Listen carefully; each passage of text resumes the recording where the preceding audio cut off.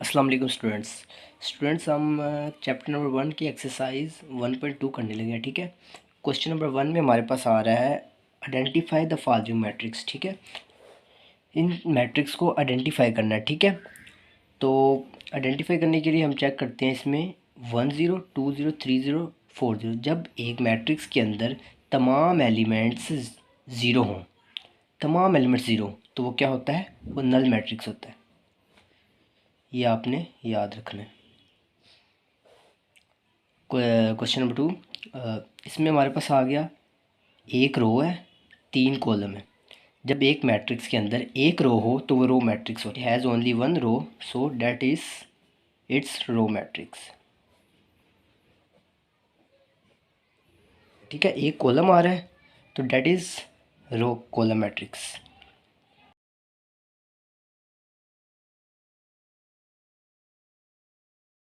D में हमारे पास ये ज़ीरो आ रहा है नॉन डायगोनल, और ये डायगोनल 1 आ रहा है, जिसकी वजह से ये क्या होगा? ये आइडेंटिटी मैट्रिक्स होगा। It's identity matrix. ई में देखें, ई में हमारे पास ज़ीरो है, ई भी डैट इज़ नल मैट्रिक्स। जिस मैट्रिक्स के अंदर ज़ीरो हो तो वो क्या होता है? Null matrix.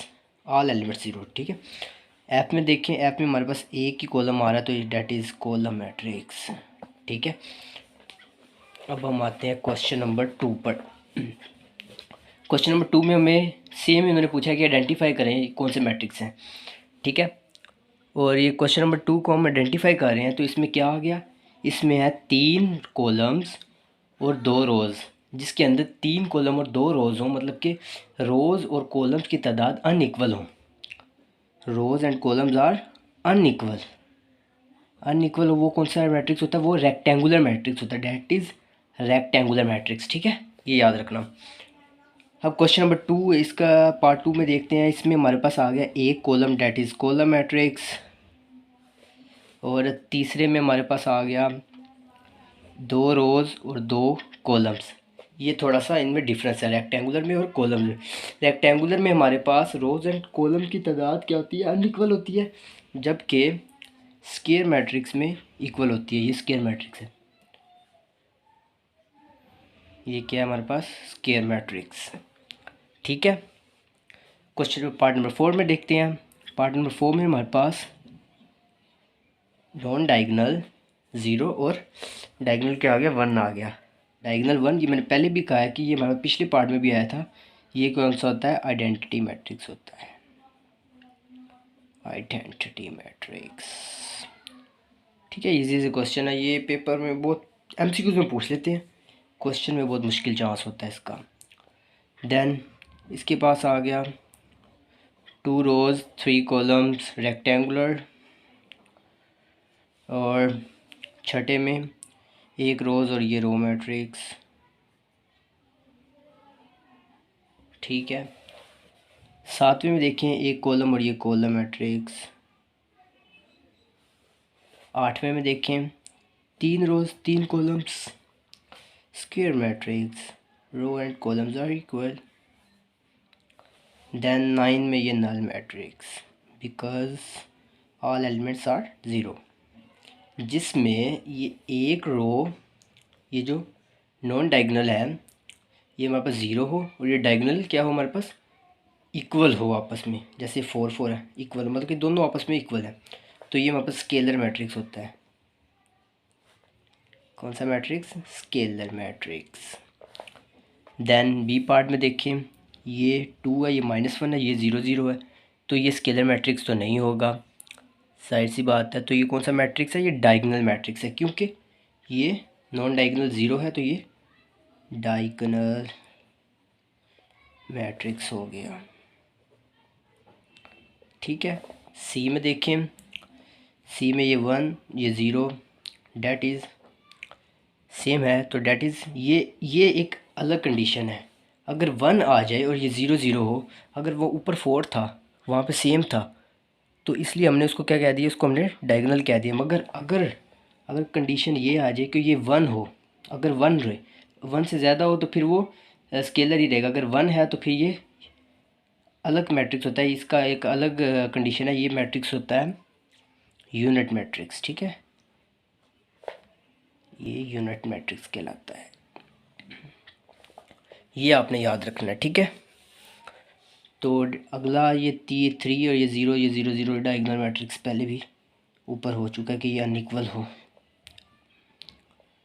डायगोनल मैट्रिक्स, ठीक है, 3 2 2 ये सेम हो गया पार्ट 1 की तरह, तो इसलिए ये स्केलर मैट्रिक्स हो गया, ठीक है।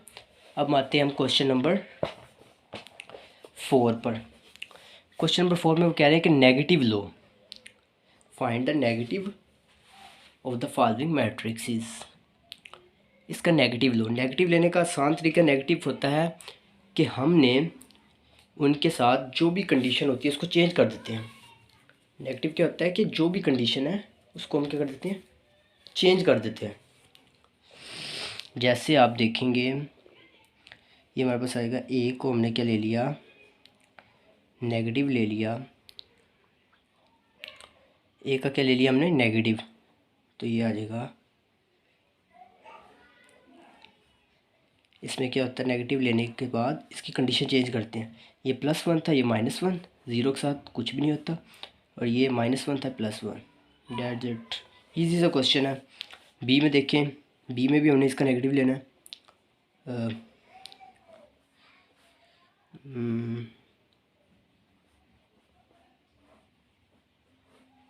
इसका नेगेटिव लेते हैं -3 1 -2 -1, ठीक है।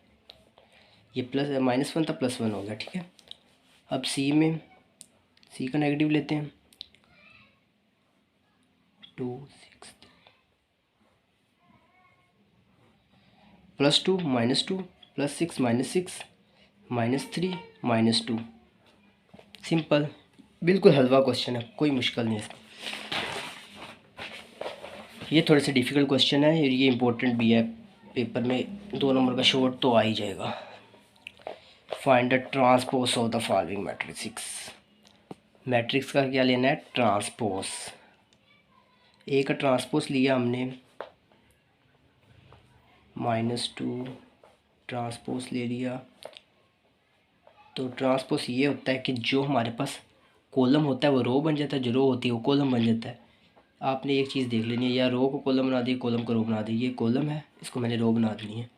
ये जगह 0 1 -2, सिंपल है। बी को देखें, बी का ट्रांसपोज ले लिया हमने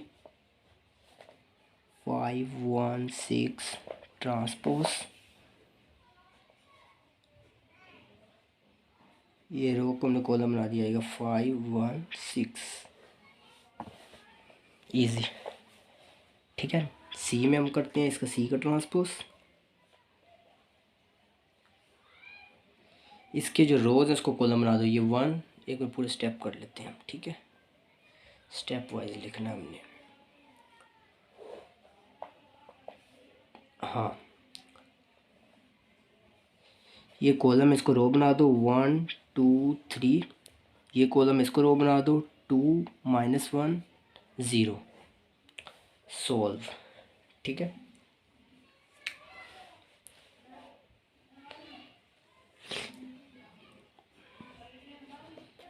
ठीक है, ये क्वेश्चन है हमारे पास, क्वेश्चन नंबर 6। इसमें वो कह रहा है वेरीफाई इफ़, अगर ए की वैल्यू ये हो और बी की वैल्यू ये हो तो ए के ट्रांसपोज का ट्रांसपोज ए के इक्वल आना चाहिए। समझ आई? वो कह रहे ए के ट्रांसपोज लें फिर उसका ट्रांसपोज लें तो वो ए के इक्वल आए, ठीक है। ए की वैल्यू लिख लेते हैं, हमारे पास थी 1 2 0 1।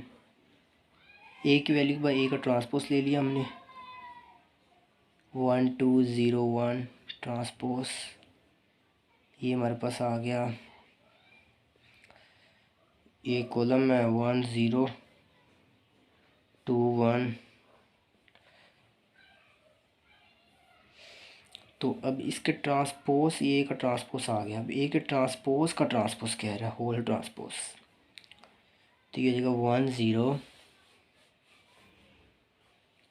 ठीक है। ये आएगा 1 0 2 1, इसका ले लिया हमने ट्रांसपोज।